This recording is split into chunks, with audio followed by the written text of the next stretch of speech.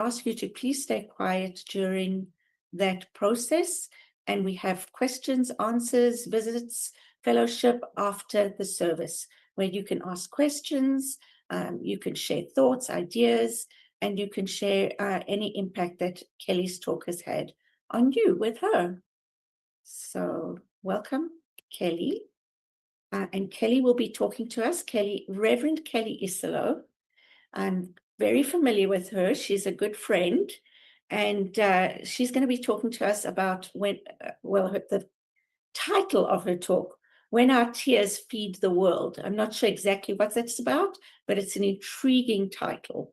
So I'm going to stop share and let you know a little bit more about her.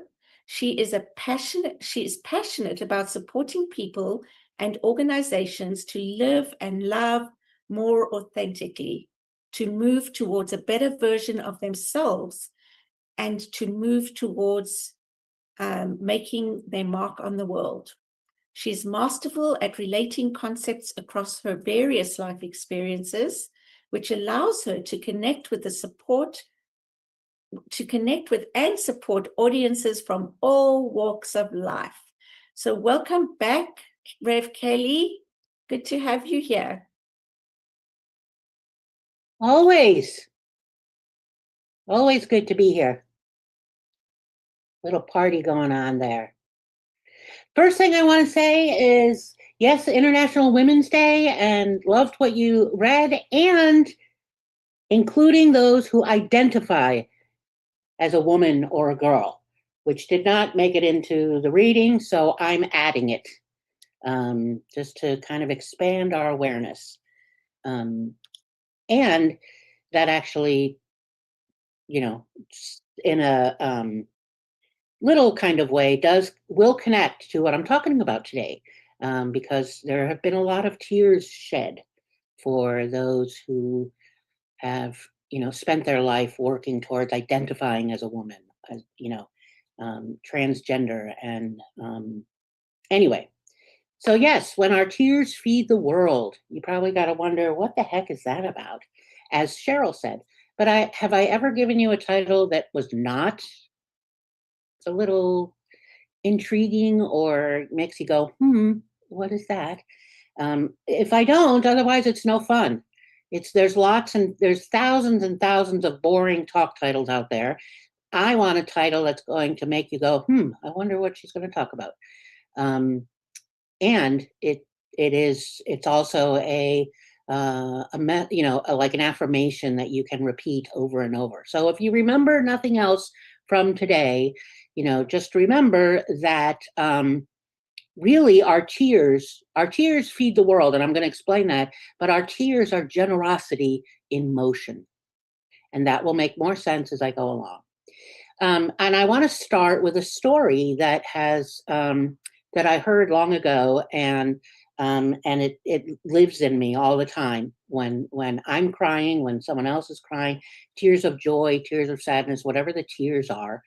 And it comes from from a National Geographic or some kind of nature show, because I'm pretty nerdy, like math, science, and if there's a word, I love the etymology of language, words.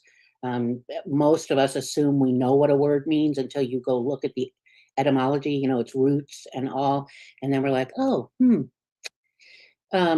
So this story comes from the Amazon rainforest, and it's about butterflies.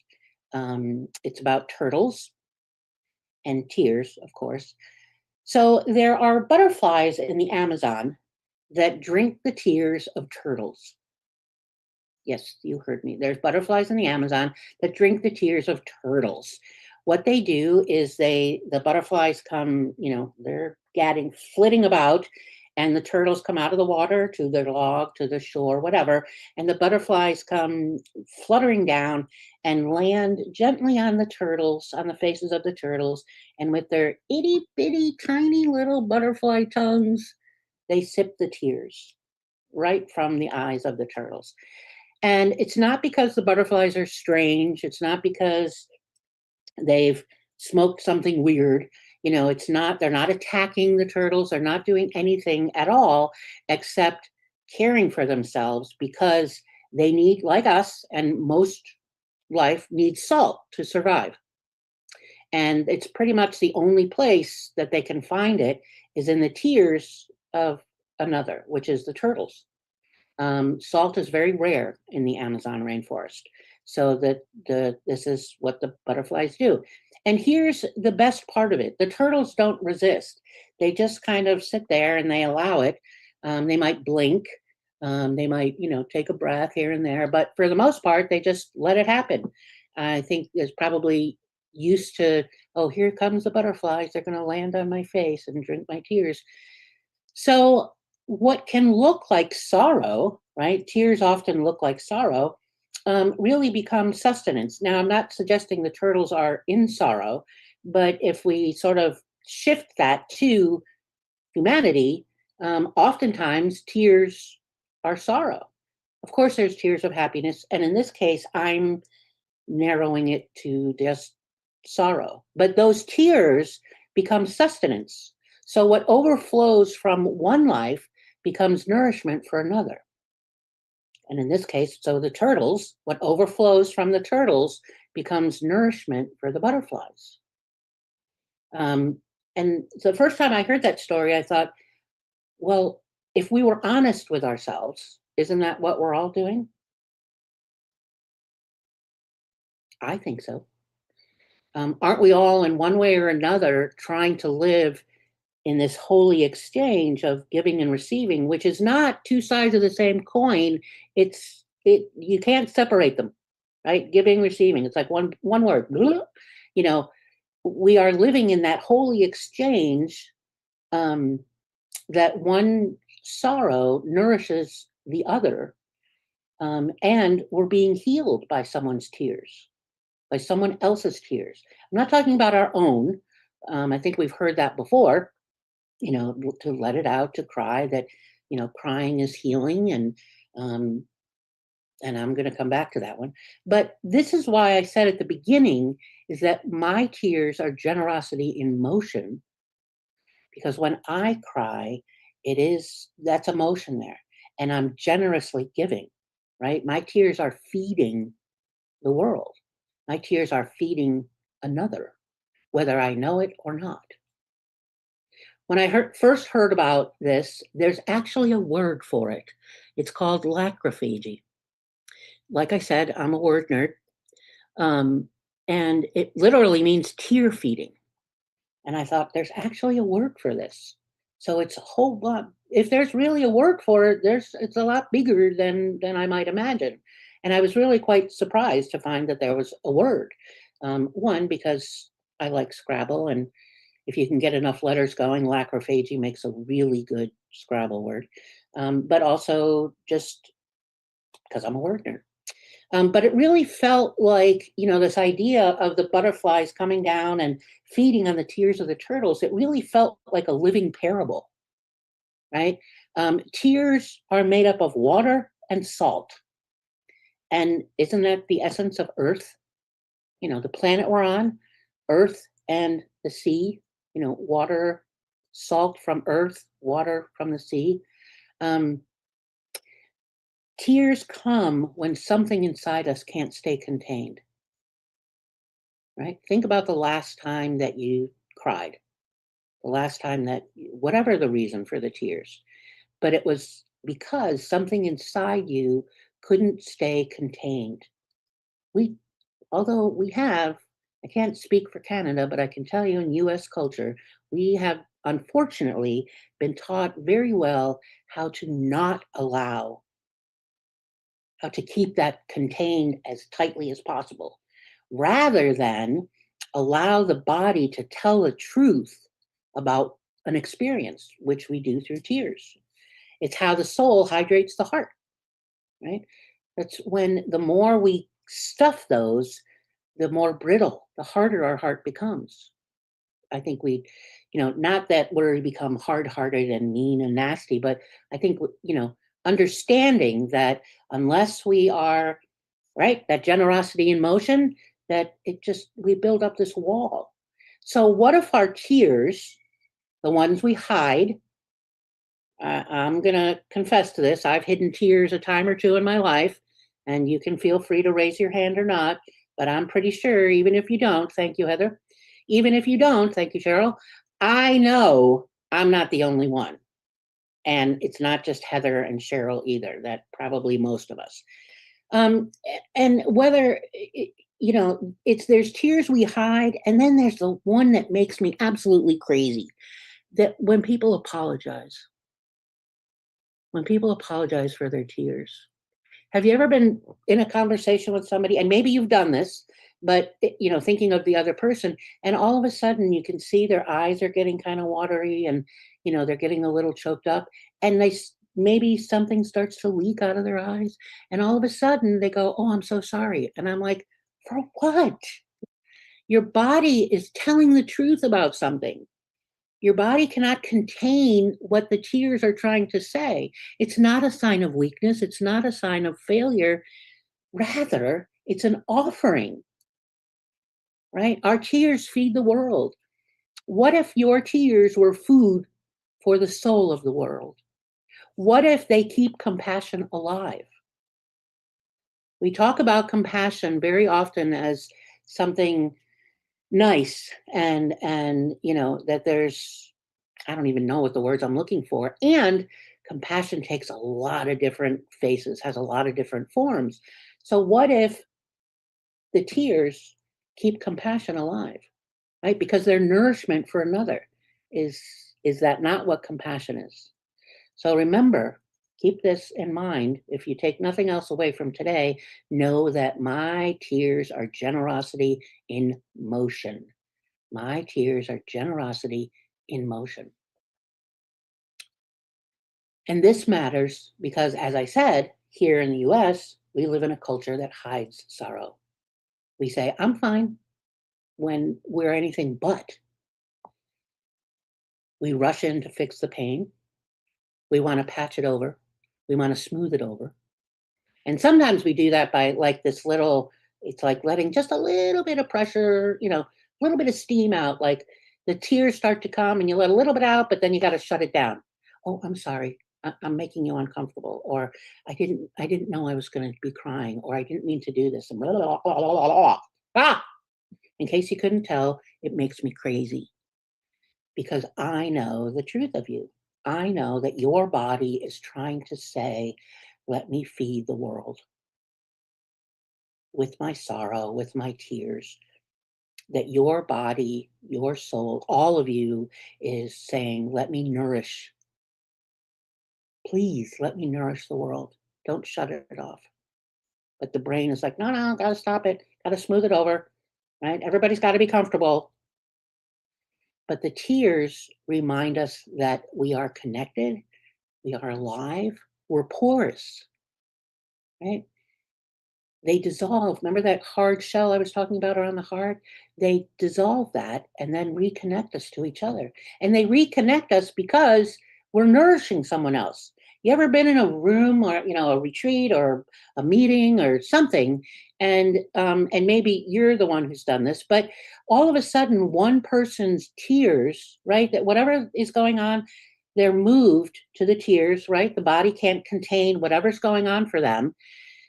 And it silently gives everyone else permission to finally exhale, right? To finally stop pretending that they don't also have tears, to finally feel, to finally allow them to come, to make space for someone else's healing to begin. That's the nourishment, right? They are drinking of your tears.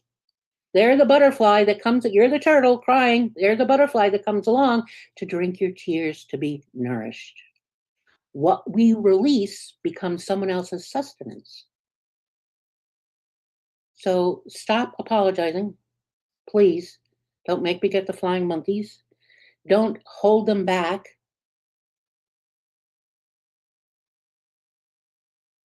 My tears are generosity in motion.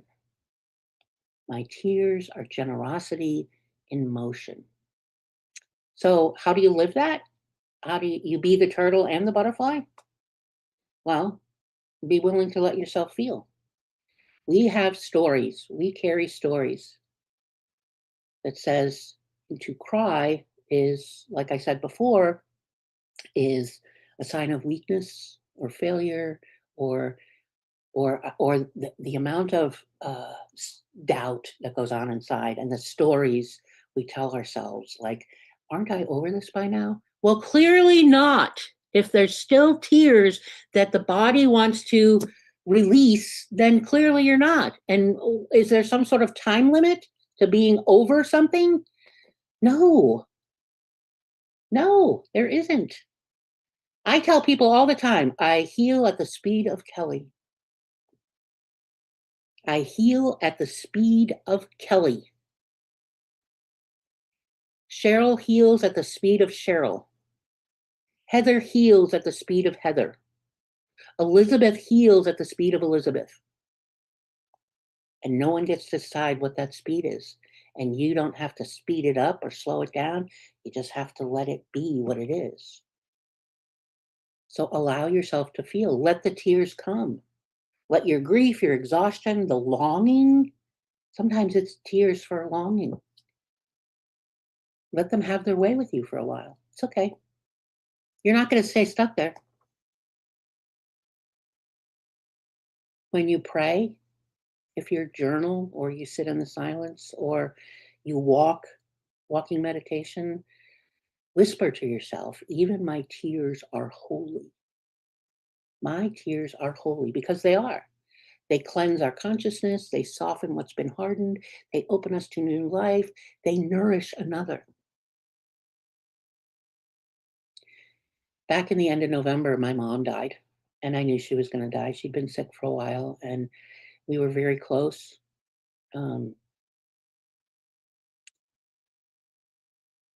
It's one of the hardest things I've ever done. And then 2 weeks later, my best friend died. And then I thought, okay, this is the hardest thing I've ever done. And then 2 weeks later, I had major surgery on my knee. So in this 6 week, 7 week time period, I had a lot of tears. I still have a lot of tears. Every day, I miss my mother. Every day, I miss my best friend. And I know that these tears are sustenance for someone else. I know that someone else is going to feed on those. Grief is a spiritual practice. It goes the way it goes. I don't need to stuff it down. I actually need to be in the motion of it. So I be the butterfly, right? You can be the butterfly. If I'm here crying, you be the butterfly. So sometimes the call is not to weep, but to witness, right? To witness, to draw near to someone else's sorrow, not to fix it, but to honor it, not to run away from it. Like, ooh, I'm going to get uncomfortable if I'm around their sorrow, right? The butterflies don't demand that the turtles stop crying. A butterfly doesn't come down and go, oh, okay, I'm uncomfortable. You've shed enough tears. Let's stop, right? No, they don't demand the turtle stop crying. They simply receive what's been offered. They simply move into drinking, right? The nourishment. That's compassion. So when someone around you is in pain, please resist the urge to offer advice or some kind of silver lining, some kind of metaphysiling them. Just zip it. Just be quiet. Just be present. Remind yourself, and you can even say it out loud. I see your pain. I don't need to make it smaller. I'll just stay right here. I'll just stay right here. That's it. That's being the butterfly. It's just feeding on truth. There's no illusion. Tears are truth. And then you be both. Some days we're the turtle, some days we're the butterfly, some days we're both. That's what your spiritual community is for. That sacred exchange. Your tears are not for nothing. Your tears are not for nothing.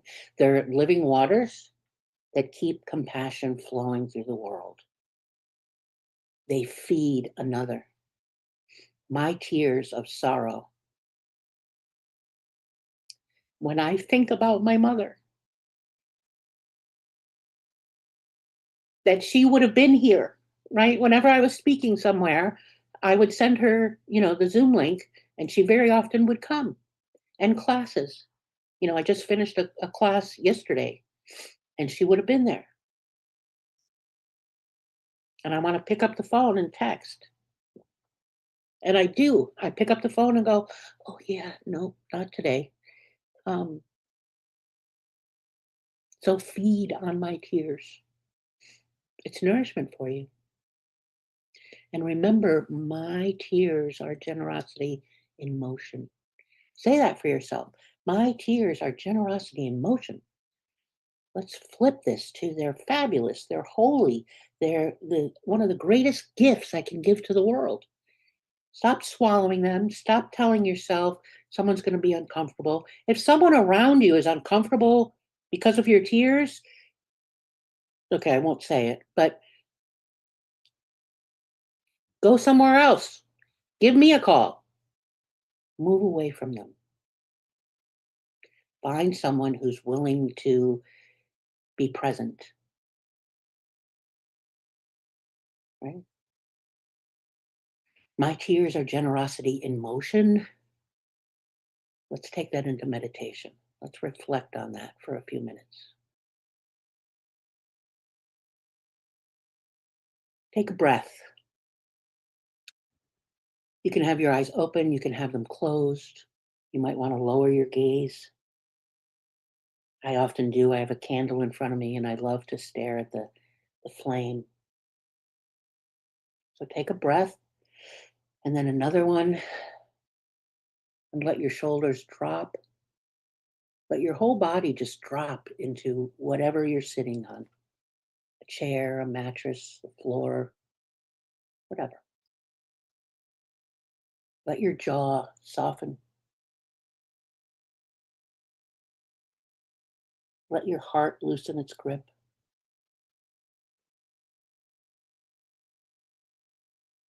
Take another breath. And then bring to mind a time when tears came easily. Not the kind that you fought back, that you tried to keep to yourself. No, I can do this alone. I don't want somebody else to see my tears. I want to see your tears. Bring to mind a time when your tears came easily, that they just rose from somewhere deep within. The tears that say, I'm still alive. And feel that memory in your body. Let it move through the body. Notice the warmth behind your eyes.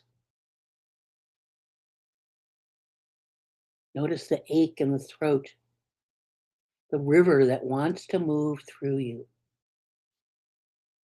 It could be right now.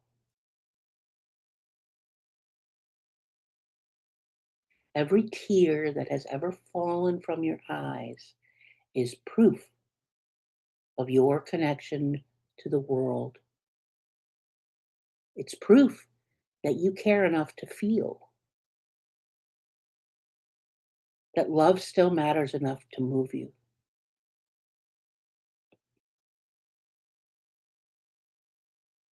Tears are release, not weakness. They are generosity in motion. The flow of life is giving itself away again and again and again.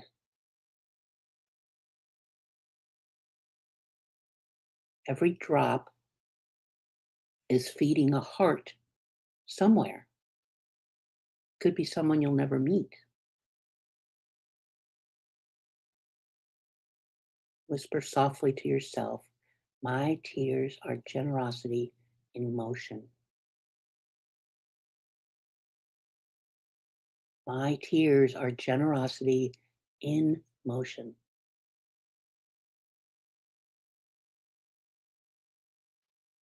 In this holy circulation, nothing is wasted, ever. Grief becomes grace, loss becomes connection, and tears are the river that carry us all back to love. So take one more deep breath. And as you exhale, imagine that your breath joins with the wind and your tears join with the ocean.